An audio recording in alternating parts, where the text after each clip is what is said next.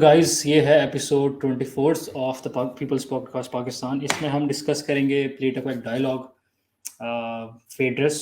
ये फिर से एक वीडियो होगी रिवॉल्विंग अराउंड फिलोसफी, और इसमें हम बात करेंगे about the nature of love. Phaedrus आप कह सकते हो इट्स रिलेटेड टू सिम्पोजियम, या तो ये सिम्पोजियम के बिल्कुल बाद प्लेटो ने लिखी है, सिम्पोजियम से बिल्कुल पहले इसके इवेंट्स हुए, क्योंकि ये दोनों बात करते हैं about the nature of love. और इस स्पेसिफिक टॉपिक के बारे में प्लेटो ने सिर्फ झलक दिखाई है, बाकी डायलॉग्स में लाइक उनको फिगरेटिवली वो बात करते हैं कि जिस तरह रिपब्लिक में कुछ बाकी डायलॉग्स में वो उसको as a figure of speech use करता है, but in the Phaedrus and in the Symposium उसने इसको एट लेंथ डिस्कस किया है। तो जिस तरह हम लोग बात करते हैं नुमान ऑफ स्क्रीन, तो we do not like focus on one individual subject, right?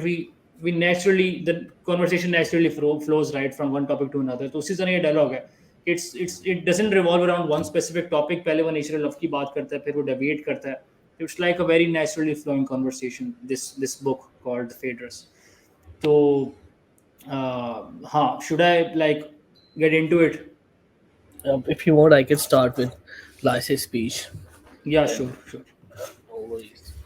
तो डायलॉग जो है बेसिकली वो यहाँ से शुरू होता है कि सोक्रेटिस जो है वो फेड्रस को मिलता है तकरीबन एथेंस के आउटस्कर्ट्स में, एथेंस के बाहर थोड़ा सा मिलता है उसको। फेड्रस जो है वो अपने वो एक घर से एपिक्रेटिस के घर से बाहर आ रहा होता है, जहाँ लाइसिस ने अभी एक स्पीच दी होती है ऑन लव।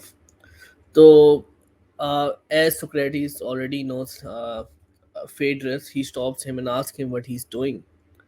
तो उसको फेड्रस बताता है कि I just heard a speech from lysis, और उसने लव के ऊपर स्पीच दी, और आपको जैसे पता है कि it's a philosophical topic. Socrates वहीं गर्म हो जाता है, ठीक है। वो कहता है भाई मुझे भी बताओ ये स्पीच क्या थी, ठीक है, I want to hear this speech as well. और ऐसी बातों में करते करते सोक्रेटिस को ये नज़र आ जाता है कि फेड्रस के पास उस स्पीच की कॉपी भी है अंडर हिज रोब, ठीक है।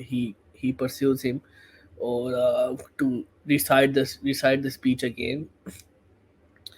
और फिर उसके बाद क्या होता है कि लाइसिस के साथ वो चलना शुरू हो जाता है अलोंग अलोंग द रोड। और इसी में as he is convincing him to repeat his speech, they see a beautiful tree, और उस दरख्त के नीचे ये दोनों बैठ जाते हैं। और वहाँ फेडरस और ये दोनों मतलब कि they consider this a very good spot for their conversation basically। they consider this spot very divine, ठीक है, because the spot was really beautiful। वो ट्री, वो सारा जो माहौल था वो काफ़ी खूबसूरत था। और ये दोनों ने कहा कि हम यहीं बैठ के फेडरस जो है he would repeat the speech of Lysias. तो जो स्पीच है लाइसिस की, it starts with how we should favour our friends या फिर non lovers, and how we should not favor and why we should not favor our lovers, यहाँ से start होती है, ठीक है। तो जो फर्स्ट स्पीच है वो ये क्लेम करती है, लाइसिस की जो फर्स्ट स्पीच है वो ये कहते हैं कि अगर लवर्स कोई भी अगर आपको फेवर देते हैं, अगर आप लवर्स आपको कोई फेवर देता है, his favor dies out with his desire। जब तक उसकी डिज़ायर होगी his favors would keep coming। जब उसकी डिज़ायर ख़त्म हो जाएगी his favors would finish as well। मतलब कि जब तक उसकी डिज़ायर है वो फेवर्स आपके साथ करता रहेगा, वो आपको आपको आपके साथ अच्छा करता रहेगा। मगर जैसे ही उसकी वो डिज़ायर जो है, it can be a desire of body, it can be desire of intercourse, what ever it is, जब तक वो डिज़ायर पूरी हो जाएगी he would stop doing you any favors। जबकि जो फ्रेंड है, फ्रेंड के जो फेवर्स हैं, they don't come from any type of desire, but they come from their own choosing। वो अपनी मर्जी से किसी को फेवर्स देते हैं।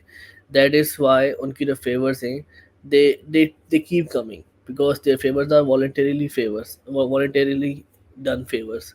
जबकि जो लवर्स हैं, their favours depend upon the desire. or desire can be driven by anything। Desire can be driven by, you can say, company। Desire can be driven by intercourse, या फिर love of body, या फिर love of speech। यानी किसी भी किस्म का जो डिज़ायर है, उसके साथ वो फेवर्स आते रहते हैं। और उसके बाद लाइसिस की स्पीच में एक जो बड़ा पॉइंट वो ये आता है कि जब तक lovers want their love once romantically and sexually और and when they are in premature stage of love, ठीक है, वही लवर्स, पहली बात वही एक और बात ये जो हाईलाइट करता है कि लवर्स जो हैं वो they want their love once romantically, और इसकी वजह से they usually basically ignore each others fault, वो एक दूसरे की जो फॉल्ट्स हैं उनको इग्नोर करते हैं in the process of love to please each other, और इसीलिए एक दूसरे को खुश करने के लिए they keep doing each other favours, ठीक है। अब फेवर्स में क्या हो सकता है, buying dinners to each other, over complimenting each other, इसके अलावा कॉम्प्रोमाइजिंग, नॉट सेइंग एनीथिंग। अगर आप if you don't like anything about your lover you have to compromise, because अगर आप कुछ कहोगे it can make them feel sad और feel bad, which can in return hurt your love or your desire, because अगर आपका lover जो है वो आपकी किसी भी बात से नाराज हो जाता है it would compromise your love, so that is why we keep ignoring each other's आप कह लो कि each other's faults। जबकि आपका जो रिलेशनशिप होता है नॉन लवर्स के साथ या फिर फ्रेंड्स के साथ, it's not based upon compromise but it is based upon motivation. आपका कभी भी जो दोस्त है या फिर नॉन लवर है, he would never never hide anything that is bitterful anything bitterful from you. अगर आपके अंदर कोई भी फॉल्ट है या फिर anything that must be said, they will say it to your face, they won't hide that from you. और आप किसी के साथ जब दोस्त बनते हो तो आप किसी के साथ ज़बरदस्ती दोस्त नहीं बनते, आपके अंदर कोई डिज़ायर नहीं होती कि यार मैं इस बंदे को अपना दोस्त बनाऊंगा, no, you make friends with people because आपकी वाइब उनके साथ मैच होती है, ठीक है, आपके ख्यालात उनके साथ मैच होते हैं। जैसे कि अगर आप अपने स्कूल की एग्जांपल ले लो, स्कूल में भी आपके ज़्यादातर जो दोस्त बने होंगे, अगर आप रिकॉल करो ऐसा ही हुआ होगा, आप उनके साथ बैठे होगे, आपने कहा होगा यार आई हेट मैथमेटिक्स, उसने कहा होगा यार I hate mathematics as well, ठीक है, उसमें फिर वो कहेगा यार I I love watching Dragon Ball Z, यार मैं भी बहुत पसंद करता हूँ। इस तरह कर करके दोस्त आपकी दोस्ती बढ़ती रहती है बिकॉज आपकी वाइब मैच हो रही होती है, आपके इंटरेस्ट मैच हो रहे होते हैं। आप किसी को यूँ नहीं कहते कि यार I want this guy to be my friend, no, आप friendships they come along the way as you match vibe with people, और इसीलिए आपकी जो फ्रेंडशिप्स हैं वो आपको मोटिवेट करती हैं, आपके अच्छे दोस्त होंगे वो आपको मोटिवेट करेंगे। और इसके अलावा उसके बाद जो लाइसिस जो एक पॉइंट बनाते हैं, it's a type of mathematical point इस लिहाज से है, लाइसिस ये कहता है कि if you have to choose from people who love you, अगर आपको अपने उन लोगों में से चूज़ करना है जो आपसे प्यार करते हैं, और ऑन दी अदर साइड आपको चूज़ करना है उन लोगों से हु डोंट लव यू, ठीक है, so you will have to choose from a very small percentage of people who love you, और अगर आपने उन लोगों में से चूज़ करना है जो आपसे प्यार नहीं करते, you will have a very large percentage of people to choose from. तो he saying over here he is metaphorically saying that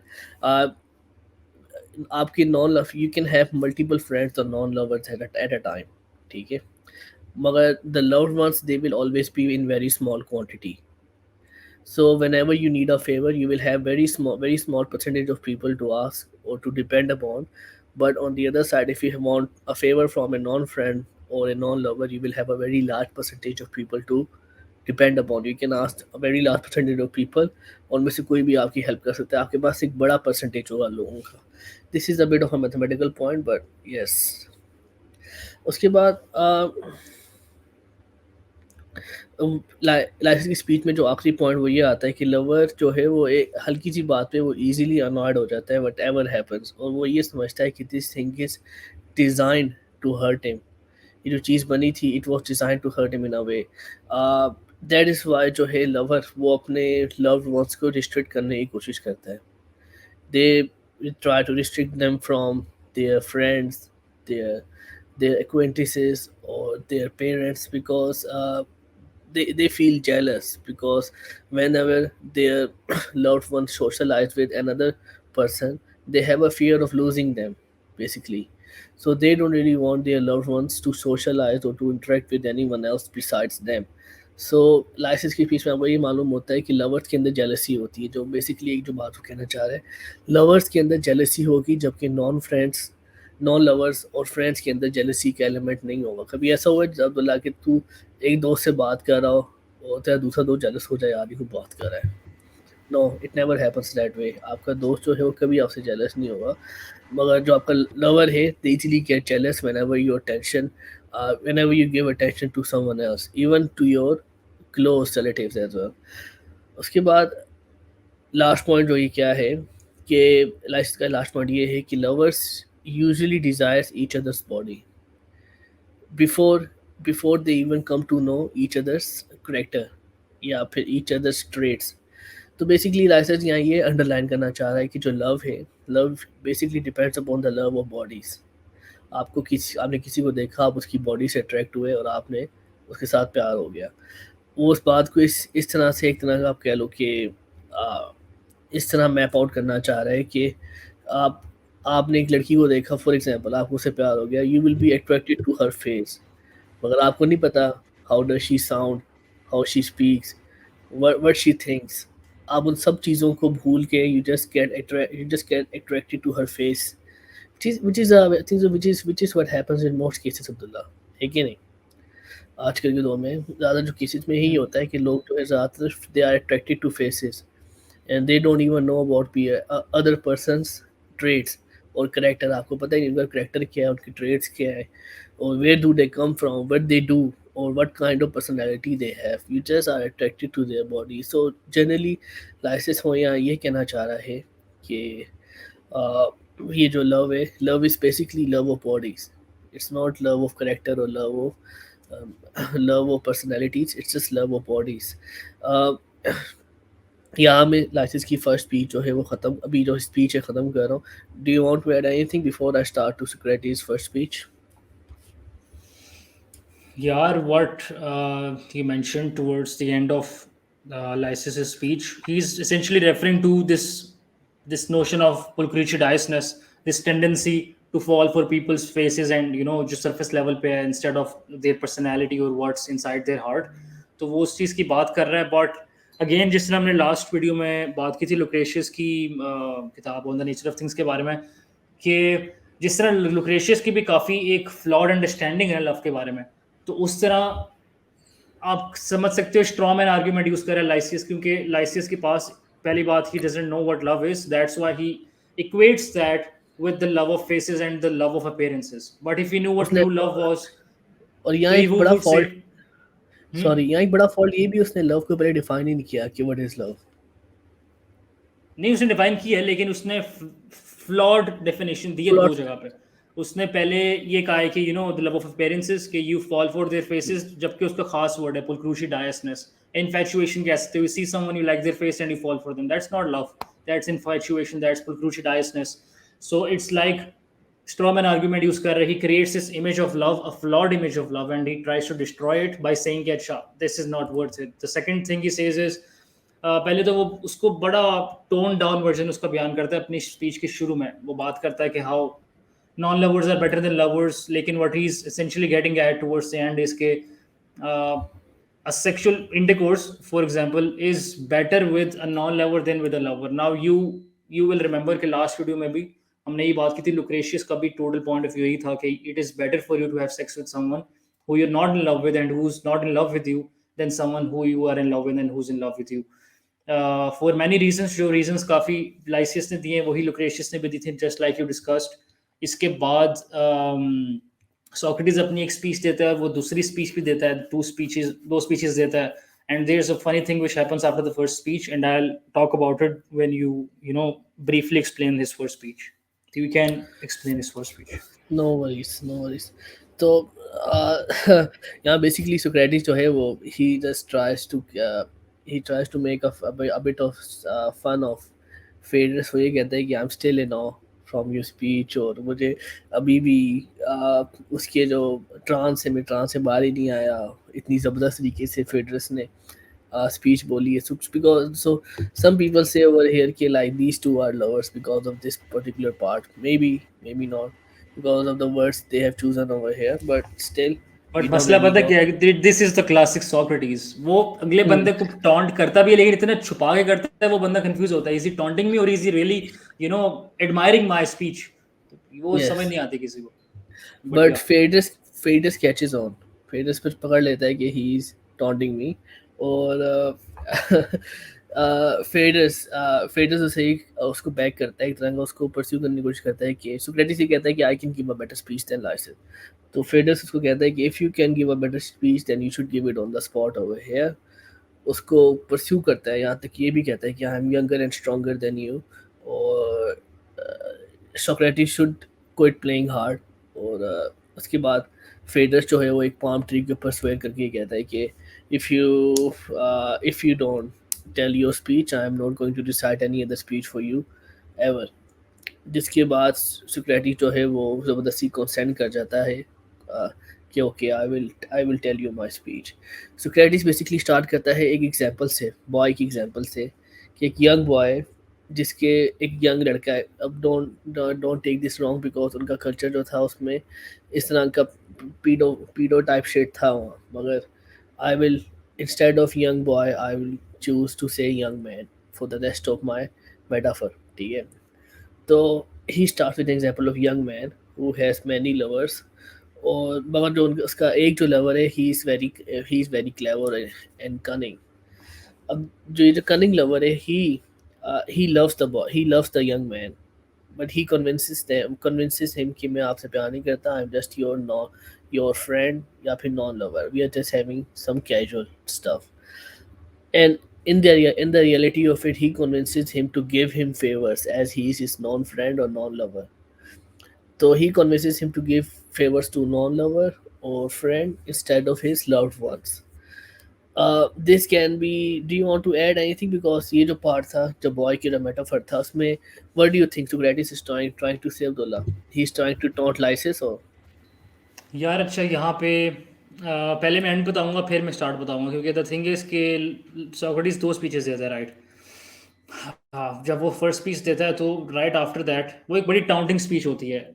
you have two sides to it, लेकिन I explain both. First thing कि वो speech देता है, और speech देने के बाद वो कहता है चलो मैं चलता हूँ। अब वो जो उठ के जाने लगता है फिर वो वापस आता है। लाइसिस उसको वापस बुलाता है, सॉरी फेडरस उसको वापस बुलाता है। सोक्रेटिस वापस आता है। सोक्रेटिस कहता है कि हमारे जो खुदा हैं, क्योंकि वो मल्टीपल गॉड्स बिलीव करते थे, पोलिथिज्म। सो ही सेज कि the gods are angry with me क्योंकि मैंने पहली स्पीच बड़ी बुरी दी है। I have not done justice to the notion of love, so I'll give a second speech. अब यहाँ पे दो चीजें हैं, या तो that might have happened in the eyes of Socrates कि the gods would have told Socrates whatever, but this other thing would have happened कि Socrates ने पहली स्पीच में उसको टॉन्ट किया by agreeing with him कि yeah, love causes madness and it causes blindness as well. तो उस लिसियस की स्पीच से एग्री करता है सोक्रेटिस अपनी पहली स्पीच के अंदर, और totally agrees with all the things, kind of all the things which Lysias says. Some of them are के there's this man, right, और एक young boy है सामने उसके, और ये जो man है इसको प्यार हो गया इस young बच्चे से। And like Waleed said, like Numan said just right now, okay, this concept of homosexuality and also pedophilia was common in ancient Greece. So we'll not touch that subject. We'll explain that here, mention that in some other video, but that's a given. It was common in those ages. तो Socrates कहता है एक आदमी है और उसके सामने एक यंग बच्चा है, ठीक है। This young boy who he feels for sexual desire होता है to occupy the young boy, right. The man feels that kind of sexual desire for him, and he झूठे वादे करता है और उसको कहता है कि अच्छा I will do this this this and that for you. और उसी परस्यूट के अंदर to have sexual intercourse with the boy, that man deprives the boy of the good things that would have come out from the relationship, जितनी वो temporary थी, had they been part of a productive relationship या फिर a relationship grounded in actual love, not just lust. तो Socrates कहता है कि this love actually causes madness. He agrees with Lysias on that point कि love is no good because ये जो आदमी है he deprives the good boy, the young boy of all the good things, so love isn't worth anything. तो he says that वो उठ जाता है, फिर कहता है चलो मैं चलता हूँ। Lysias फेडर उसको वापस बुलाता है, and he says, Socrates says के अच्छा the gods are angry with me because I have not done justice to love, so I will give a second speech. Like I said, what I most probably think happened was Socrates was taunting Lysias' speech and Phaedrus by agreeing in the first speech, और second speech उसने दी as a refutation of his first speech and Lysias' speech as well. हम्म। तो second speech पे अब हम आते हैं. Should I go on and about नहीं discussing मैं इट? ये थोड़ा सा पहले फर्स्ट स्पीच को थोड़ा सा मैं बस वो पूछ रहा था कि श्योर श्योर. वो तूने फिर तरीके से तूने एक्सप्लेन कर दिया, क्योंकि I was a bit confused over here as well because मैंने सेकंड स्पीच कंप्लीट नहीं पढ़ी. So yes, what Socrates says in his first speech is that basically love is driven by some sort of desire, or this is, or so you can say is love is a form of desire, and which is driven by two forms of intuitions. एक होती है बंदे के अंदर inborn desire for pleasures, और एक होती है बंदे के अंदर acquired judgement which aims for the best. Inborn desire for pleasure को आप ये कह सकते हो कि हर इंसान के अंदर एक डिज़ायर होती है कि उसके पास खूबसूरत चीज़ें हों. ठीक है, खूबसूरत चीज़ों में it can be a beautiful partner, it can be a handsome partner. ठीक है, और एक्वायर्ड नॉलेज, आप एक्वायर्ड नॉलेज या फिर जजमेंट को आप ये कह सकते हो कि हमारे अंदर एक पार्ट होता है हमारे हमारे इंट्यूशन का, which knows what is best and what is wrong, what is good or what is wrong. ठीक है, which is acquired judgment. Acquired judgment जो है it helps us to uh, to get the best for ourselves. ठीक है, अगर for example for example आपका एक lover है, लवर जो है वो खूबसूरत है, ठीक है, प्यारा है बहुत ज़्यादा, मगर उसका जो करेक्टर है बहुत ख़राब है और ही इज़ नॉट रियली, आप आप कह लो कि उसका करेक्टर सही नहीं है. सो ये जो आपका जो एक्वायर्ड जजमेंट होगा it will tell you to leave that partner, because in the long run it is not good for you. ठीक है, it's not good for your, it's not good for your life, your romantic life और whatever. सो बेसिकली जिस तरह आप कह लो कि रिपब्लिक में सोक्रेटिस ने कहा था ना कि हमारे सोल के थ्री पार्ट्स होते हैं and they should B aligned with one another. Basically what tripartite Socrates, theory of the soul. Yes, पे वही एग्जैक्टली. अब वही बात ही सिमिलरली ही सेज कि हमारा जो इनबॉर्न डिज़ायर है और एक्वायर्ड जजमेंट है they should be in harmony with each other और they should work in accordance with each other. अगर आप कह लो कि अगर आपकी जो जजमेंट है it is led by your acquired knowledge, मगर अगर आप हर चीज़ को है अपनी एक्वायर्ड जजमेंट के थ्रू आप कह लो परसीव करते हो या परस्यू करते हो, और या फिर आपका जो एक्वायर्ड जजमेंट है it overcomes the inborn desires, it will take the form of restraint. आपके अंदर एक रिस्ट्रेंट आ जाएगा. ठीक है, it will it will stop you from getting those things which are bad for you और pursue those things which are bad for you. This would be called restraint. मगर जब आपकी इनबॉर्न डिज़ायर्स जो हैं they would take over your other part of soul which is acquired judgment which will अगर आपकी inborn desire आपको completely अपना गुलाम बना लेती है, it would be called hubris या फिर excess. ठीक है, आप अब सोक्रेटिस यही एलेबोरेट करता है कि आप जब आपकी इरेशनल डिज़ायर ऑफ ब्यूटी या फिर आपका जो है आपका या आपके अंदर जो आपकी ये कह लो कि आ, आपको किसी फॉर एग्जांपल आपका जो ब्यूटी ऑफ बॉडी या desire for beautiful bodies takes over your whole acquired judgement part of your soul. ठीक है, आप बिल्कुल ही गुलाम हो जाते हो अपने नफ्स के. This would be called love और Eros, because you have thrown out the rational part of your thinking and you are just the अब ये कह लो कि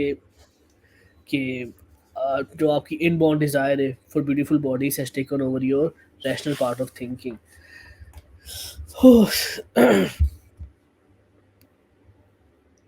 और इसके बाद सोक्रेटिस ये एलैबोरेट करता है कि जब आप अपनी जजमेंट को अपने इंट्यूशन को सही तरीके से फॉलो करते हो विद द एक्वायर्ड नॉलेज या फिर sorry acquired knowledge of judgement it will be like right in your mind. मगर जब आपकी डिज़ायर आपके ऊपर टेक ओवर कर लेती है it would be called outrageous और ह्यूब्रिस. ठीक है, उसके बाद जो है सोक्रेटिस फर्दर टेल्स के whoever जो कोई भी बंदा जिसकी who is taken over by love or eros in this case, or he's taken over by desire, will want to turn their lover into something which is more attractive or pleasing to them. For example जो उसने पहले metaphor दिया था कि जो young boy है उसका जो लवर है ही वुड मेक श्योर कि जो यंग बॉय है he is in a state which is more pleasing to him. And how would be that possible?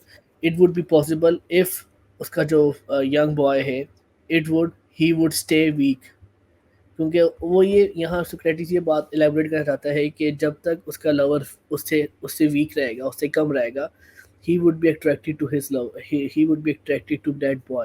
So in his power he would make sure कि वो जो boy है, वो जो इसका जो लवर है वो कभी ग्रो ना करे, कभी भी उसके लिए कुछ अच्छा ना हो, और वो हमेशा डिपेंडेंट रहे उसके ऊपर, वो हमेशा वीक रहे.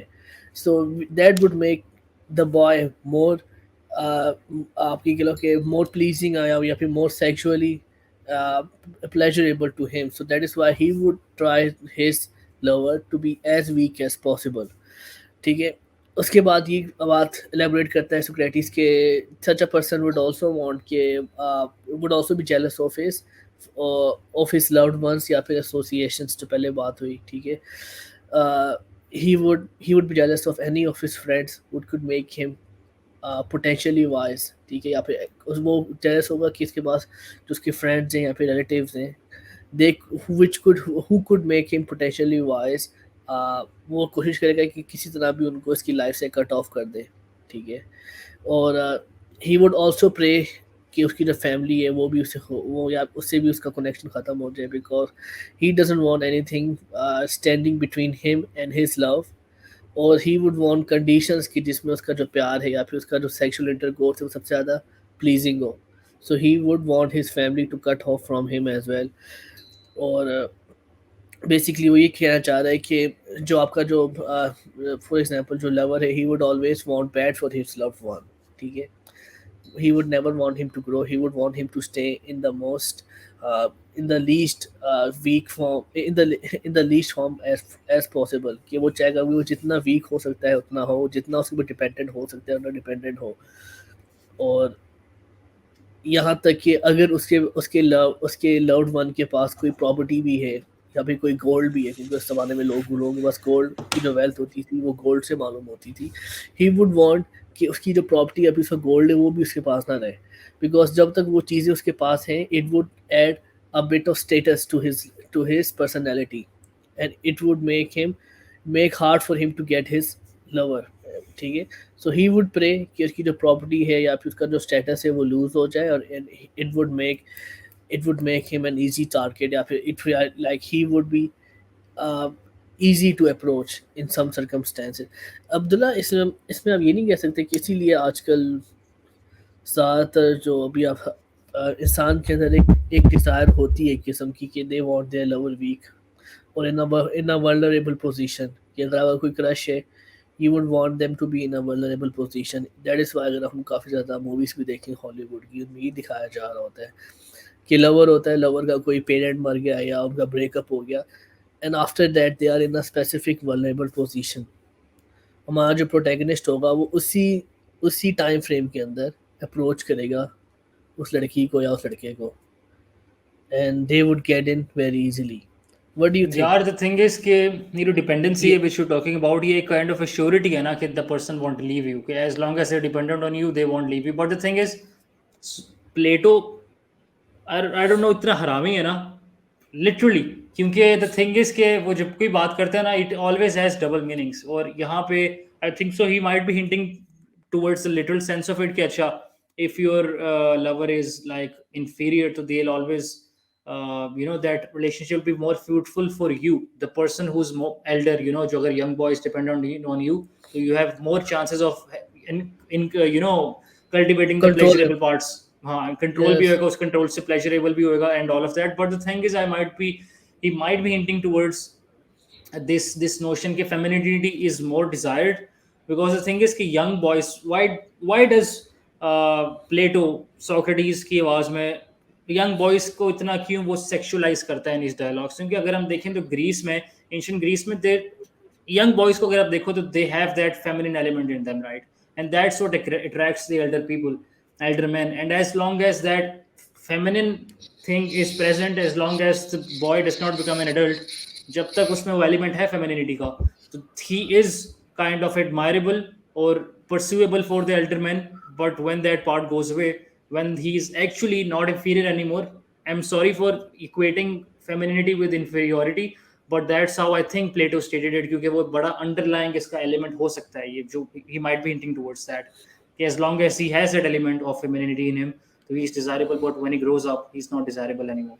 So he might be talking about that as well. But yeah, I agree that dependency is an assurity that the person won't leave you.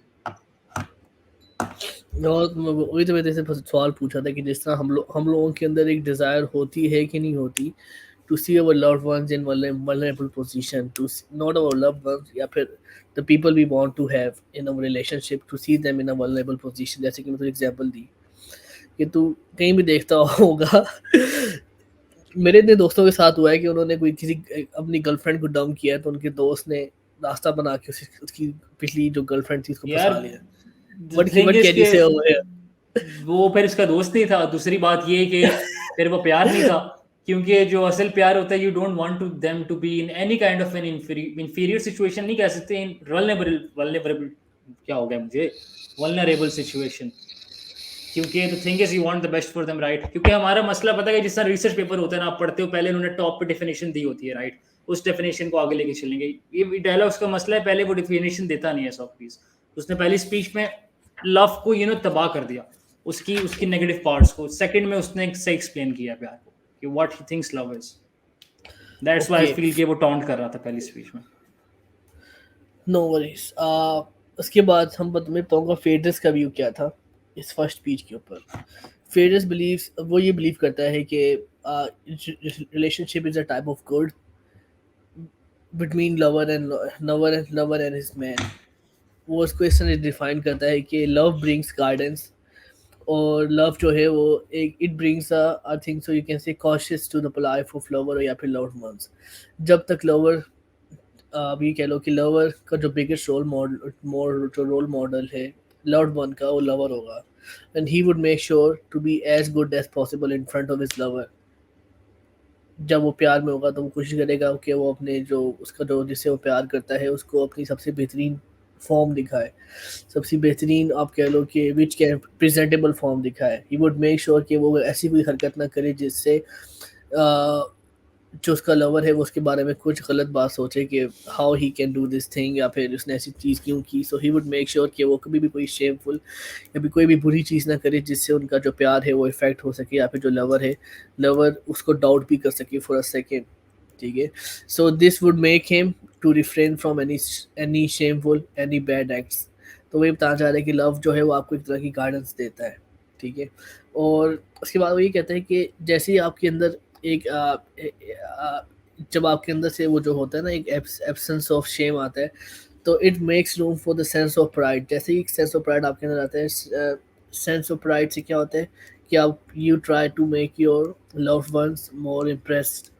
आप चाहोगे कि वो आपसे ज़्यादा इम्प्रेस आप उनको ये शो करना चाहोगे दैट यू हैव जो impressing ones lover will bring more guidance into your life. मतलब कि he's telling it like love is a good thing, love brings guidance to your life, love refrains to you from doing something stupid or something bad, because जब आप कोई बुरी चीज़ करोगे you would know कि आपका जो lover है he would start doubting you, so you would refrain from doing any bad things. और जब आप इन सब बुरी चीज़ों से पीछे हट जाओगे आपके अंदर एक एलिमेंट आ जाएगा प्राइड का. जब आपके अंदर प्राइड का एलिमेंट आएगा you would want to impress your lover.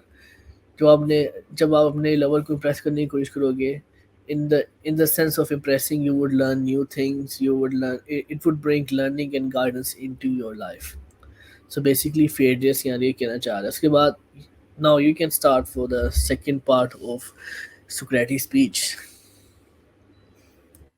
अच्छा, तो just uncovering what we discuss so far is के लिसियस ये कहता है कि it is better for you to have sex with a person who is not in love with you then with someone who is in love with you and then with someone who you are in love with. Socrates पहली speech में agree करते हुए ये कहता है कि हाँ, love is a kind of madness and it causes blindness as well. और ये पहली स्पीच टॉन्टिंग वे में दे रहा होता है, और सेकंड स्पीच में वो असल डेफिनेशन देता है प्यार की. और सेकंड स्पीच में जिस तरह भी नुमा ने भी बताया, मैंने भी बताया कि after he gives his first speech, तो he gets up and tries to walk away. Phaedrus calls him out and says कि कम बैक. वो वापस आता है और ही सेज कि अच्छा, the gods are angry with me because I gave a flawed definition of love and I kind of committed blasphemy against Eros, the god of love.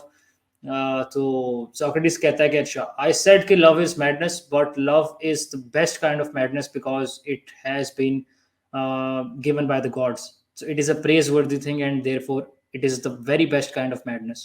Socrates ये कहता है at the start of his second speech. अब Socrates basically एक analogy पेश करता है which I find very fascinating. He gives this analogy of the chariot and the horses. He says कि अच्छा एक chariot है और उसके पीछे दो horses है, right? और ये आपकी काइंड ऑफ ये मेटाफोरिकली आप कह सकते हो, it is symbolic of the soul, how your soul functions, और आप ट्रांसेंडेंस कैसे अचीव करते हो from this materialistic world. Like I said, Plato कभी भी कोई सादी बात नहीं करता. अभी वो बात तो प्यार की कर रहा है सिर्फ, लेकिन इसके बीच बीच में ही वो बात कर रहा है how to achieve transcendence, how to achieve enlightenment, right? तो आप इसको दोनों तरफ से देखो, but on the surface level he is talking about love. तो वो बात करता है कि एक शैरियट है, ठीक है, उसके पीछे दो हॉर्सेज हैं. नाउ ये जो ये जो शैरियट है ना, it is in charge of controlling the horses. एक वाइट हॉर्स है, एक डार्क हॉर्स है. अब शैरियट जो है, जो आपका rational part of the soul है, ये it is guided by reason, it is guided by rationality, it is guided by logic. और ये आपको वो रैशनैलिटी की फैकल्टी फराहम करता है कि आप अच्छे डिसीजंस ले सको और आप अपने डिज़ायर्स को, सब बुरे नेगेटिव एस्पेक्ट्स को आप कंट्रोल में रखो, and you therefore make good decisions and attain some kind of enlightenment.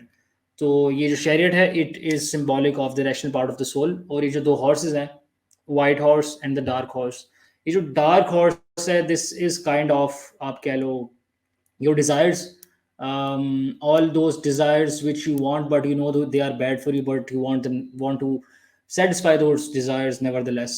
Or white horse is kind of your desire for dignity and desire for a status in society, reputation, which you can say is not that bad, but kind of, ये दोनों horses को align करने के लिए you need to follow the chariot, you need to listen to your rational part of the soul.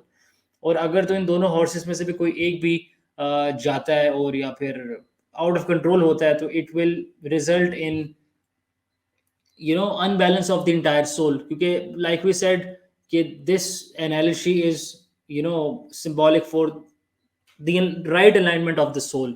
कि आपकी असल alignment, the true alignment कौन सी हो सकती है of the parts of your soul, like Numan mentioned at the start, the tripartite theory of the soul, which Plato presents, I think, in the Republic, if I'm not wrong.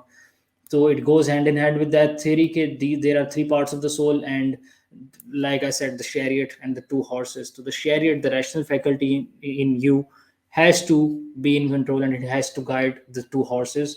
और इसी तरह अब वो nature of love के ऊपर इसको centre करता है, और वो ये कहता है कि जो फिलोसॉफिकली इंक्लाइंड सोल होगी ना, for example the man who feels that desire for the young boy, तो वो अपनी अपनी अपने डार्क हॉर्स को कंट्रोल करेगा और he will refrain from wanting something which is bad both for him and the young boy. What he will do is कि he will practice self control, और वो जो हेवनली ब्यूटी है ना, जहां ट्रांसेंड करके इस पूरे शैरियट ने जाना है along with the two horses, उसकी जो रिकलेक्शन होगी उसको याद होगी. यहाँ पे प्लेटो की थ्योरी ऑफ एनामनेसिस भी आती है, द इंटायर थ्योरी के how the soul is eternal, और वो उसको क्या कहते हैं यार, इट काइंड ऑफ दोबारा पैदा होती है, और इट काइंड रीइंकार्नेट ऑफ, होती है. हाँ क्या हो गया मुझे, रीइंकार्नेशन की थ्योरी है प्लेटो की. बेसिकली यहाँ पे मैं क्यों मेंशन कर रहा हूँ, क्योंकि प्लेटो कहता है कि आप जब भी पैदा दोबारा होते हो ना, तो जब आपकी सोल रीइंकार्नेट होती है, तो आप अपनी पुरानी जिंदगी की यादें भूल जाते हो in the trauma of birth. But kind of deja vu का जो कॉन्सेप्ट है, आपको कभी कभी झलक आती है उस पुरानी लाइफ की, उस हेवनली ब्यूटी की जो आपने पास्ट लाइफ में फेस की थी. अब प्लेटो यहाँ पे कहना चाह रहे हैं in the voice of Socrates कि आप जो फिलोसॉफिकली इंक्लाइंड सोल होगी ना, उसको झलक होगी दिमाग में ऑफ द हेवनली बॉडी, या फिर of the heavenly beauty which he has to transcend towards. यहाँ पे वो भी आती है बात ऑफ सिंपोजियम में, जिस तरह वो लैडर ऑफ लव बयान करता है कि you go from loving one body to two bodies to all beauty, to beautiful institutions, to beauty itself and to loving God. तो ये जो फिलोसॉफिकली इंक्लाइंड सोल होगी, ये विल से कि ये जो यंग बॉय है ना, ये मेरी जर्नी का पार्ट है और मैं भी इसकी जर्नी का पार्ट हूँ. I have to help him transcend the ladder of love, I have to help him guide his chariot over the two horses, and he has to guide me as well. We we are both helping each other in our journeys. तो मैं उसको knowledge दूंगा. I will give him philosophical knowledge, क्योंकि मैं उस as में बड़ा हूँ और शायद मेरे पास ज़्यादा एक्सपीरियंस है उससे. और साथ ही साथ he will fulfil my desires of sex and everything. So I will not only focus on those sexual desires. My it will this desire for a relationship with a young boy will not only be grounded in the pleasurable part, but also for the betterment of his soul and my soul. अब यहाँ पे जिस तरह symposium में Socrates देता है definition of love कि it is the desire to improve the virtue of the soul of the other person. तो वो कहता है कि जो असल फिलोसॉफिकली इंक्लाइंड सोल होगी, जो मर्द है, he who feels for the young boy, उसके लिए दिमाग में डेफिनेशन ये लव की, ट्रू लव की डेफिनेशन होना जरूरी है कि he has to improve. If he loves the young boy, he has to improve the virtue of his soul and his own as well. तो even though he is having sex with the young boy and all those things, but he has to focus on improving the virtue of his soul. तो यहाँ पे वो kind of U turn मारता है. और वो इस फर्स्ट स्पीच यहाँ से मुझे प्रूव होता है कि the first speech had to be taunting, क्योंकि सॉक्रेटिस ने इतना abrupt U turn I don't think so किसी और डायलॉग में मारा है. तो like I said, it might have been a taunting speech. तो कुछ कह रहे या हो नुमान? बिकॉज यस बिल्कुल, जो उसने फर्स्ट स्पीच के स्टार्ट में जो एनालॉजी दी थी यंग बॉय उसका कनिंग लवर की, I think so he was it was a taunting speech to Lysis. The first speech जो थी, यू क्योंकि आर उसने कहा रियली था मैं बेहतर स्पीच दे सकता हूँ. तो उसने पहले ही fell down to Lysias level, and then उसने अपने ही आर्गुमेंट अलॉन्ग विद लिसियस के आर्गुमेंट को रिफ्यूट किया by giving the second speech which was much better and which focus on the which true definition of love. which makes you think कि Socrates basically वहाँ से जाना नहीं चाह रहा था in the first place, just wanted to make a whole drama to build up to that level. होता है जैसे कि अब एक anticipation एक चीज होती है ना, you have to build up your the anticipation of the audience, फिर आप जाके That's अपनी जो true final, rhetoric, right? Socrates that is true. was a very Yes, very that is great what I thought. rhetorician. काफी Yes, good speaker था, काफी good debater था, and that's part of rhetoric as well. You know, trying to build anticipation in the audience. yes, exactly. That's a really good dialogue. I really enjoyed it, Abdullah. Any closing remarks you want to give about this dialogue? The thing is कि हम असल में हमारा जो main conundrum था शुरू में वो ये था कि लिसियस कहता है कि पहले तो बड़ा, जिस तरह I mention and you mention, कि बड़ी टोन डाउन डेफिनेशन देता है कि अच्छा it's better to be friends with a non lover than with a lover. लेकिन उसके बाद वो फुल हार्डकोर जाके ये कहता है कि अच्छा it is better to have sex with a non lover than a lover. इस बात को रिफ्यूट करते हुए सोक्रेटिस कहता है कि you are focusing on the wrong definition of love. और अपनी स्पीच के एंड पे वो ये कहता है कि the right person, the philosophically inclined soul will focus on the beauties of philosophy and he will focus on the ladder of love, कि उसने उसको ट्रांसेंड करना है, उसके ऊपर चढ़ना है, और जो यंग बॉय है उसको भी उसने गाइड करना है ऑन हिज जर्नी. तो ये कहता है कि दिस इज ट्रू लव. इसमें सेक्सुअल एलिमेंट भी है, but it also has the transcendence वाला element. It is not only grounded in the desires of the dark horse, लेकिन इसमें जो रैशनैलिटी है, जो शैरियत है, it is the guiding element. तो ये कहता है, और वो कहता है देयर फोर, जब उसने सारी बात कर दी वन पे, कहता है कि therefore Lysias was wrong. It is much better for you to have relationship with someone who is your lover than with someone who is a non lover. यहाँ पे वो डायलॉग एंड करता है. इसके बाद कुछ और चीज़ें वो बयान करते हैं, जिस तरह रेट्रिक की बात करते हैं. If you want to go into it, हम डिस्कस कर सकते हैं 5-10 मिनट में, लेकिन वो इससे बिल्कुल नॉन रिलेटेड है. लाइक आई सेड कि जिस तरह कैजुअली फ्लो करती है कॉन्वर्सेशन, तो लव के बारे में, फिर रेट्रिक के बारे में, फिर विद फ्यू अदर थिंग्स इस तरह बात करते हैं. Now we can leave that out. Already 40 minutes की हो चुकी है. श्योर. तो यार इससे हमें एक बात ही मालूम नहीं होती कि सोक्रेटिस का जो Socrates is not a public speaking man like that of lysis की तरह का नहीं है वो, कि स्पीचेस नहीं करता, but he can still beat Lysias at his own level and even he can go beyond that. So इससे हम इस डायलॉग से हमें सोक्रेटिस की एक तरह का एक नहीं, टैलेंट भी हमें. सोक्रेटिस असल में करता है स्पीचेस, लेकिन फर्क बस ये, अभी जिस तरह आगे वो बताएगा, just sorry for cutting you off, Phaedrus बस ये कहता है कि यार मुझे तुम्हारी स्पीच ज़्यादा अच्छी लगी लिसियस से, लेकिन मुझे पता नहीं मुझे क्यों अच्छी लगी. सोक्रेटिस कहता है कि फ़र्क ये है कि वो एक्ट करता है टू बी परसुएसिव, लेकिन मैं असल में सच बोलता हूँ. मैं भी स्पीचेस देता हूँ, वो भी देता है, लेकिन वो सिर्फ परसुएसिव पॉपुलिज्म यूज़ करते हैं, जिस तरह पॉलिटिशियंस यूज़ करते हैं, agreeing with the opinions of the message. तो लिसियस ने भी स्पीच दी, लेकिन he wasn't giving the true definition of love. Socrates ने दी, and it was naturally more appealing to Phaedrus. ये बात करता है. No, so Do you want to wrap up over here? One last thing which he mentions, मैंने पूरा dialogue ही basically हम लोगों ने डिस्कस कर लिया. One last thing he mentions bit of topic, वो बस बात करता है राइटिंग की, क्योंकि राइटिंग उस जमाने में एक न्यू टेक्नोलॉजी होती है, एक बड़ी एम्बिवेलेंट टेक्नोलॉजी होती है. हिंदी सेज कि मेरी नज़र में, I'm quoting Socrates, he says कि it is kind of very lifeless, very dead and very vague as well, क्योंकि one way communication होती है and the writer cannot obviously, जिस तरह हम लोग ने बात करें ना, अगर मैं कोई बात करूंगा which you do not understand, you can obviously ask right away and I can clear out your confusion, you can clear out my confusion. Socrates कहता है कि that does not work for me, इसलिए Socrates ने आज तक कोई text नहीं लिखा, कोई भी पीस ऑफ राइटिंग नहीं लिखी, प्लेटो ने उसकी आवाज़ में लिखी. तो that's the end of the dialogue. ये बातें होती हैं, रेटरिक की होती हैं, राइटिंग की होती हैं, और about the nature of love like we discussed. No worries. Okay guys, यहाँ पर अपनी 24 पॉडकास्ट खत्म करते हैं. Till then take care Abdullah. अल्लाह हाफिज़. अल्लाह हाफिज़.